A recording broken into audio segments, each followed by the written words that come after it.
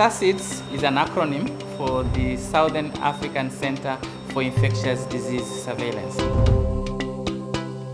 The center was set up in 2008 that brought together institutions that deal with research and universities in Tanzania, Democratic Republic of the Congo, Mozambique, Zambia, and South Africa, with the intention of building capacity to address the burden of infectious diseases in the Eastern and Southern African. And when the program of the World Bank and the government of the United of Tanzania came in to establish centers of excellence, we were designated as the SACIDS Africa Center of Excellence for Infectious Diseases of Humans and Animals in East and Southern Africa. In total, we do have more than 165 students that we have trained at our center. We recruited them from different nationalities within Africa.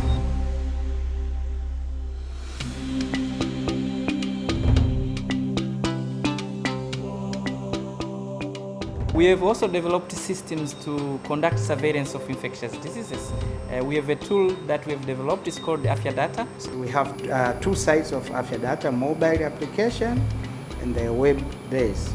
So the mobile application is where this community health worker, they collect this information from the ground level, the clinical science, and then once they submit these informations, they receive feedback, like data have been received.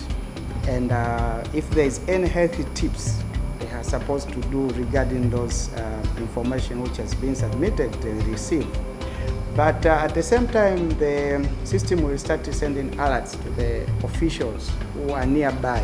These certain cases have been reported with community health workers, so they can go to the web application and then they can see these information details.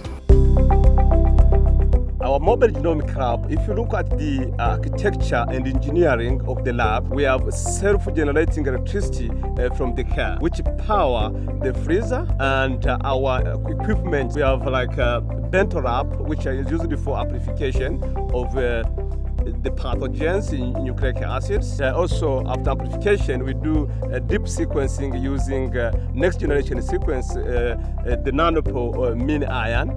Also, the lab, it has a winch in the front of it, which can unstuck the car in the mud during the rainy season, and capable of navigating in difficult terrain in the African setups. When we started, we used to take samples in their crude form to labs outside Tanzania for confirmation. But at this time, this practice has really changed. We are doing it here within Tanzania, within Africa. We are able to do real-time PCR. We are able to do next-generation sequencing.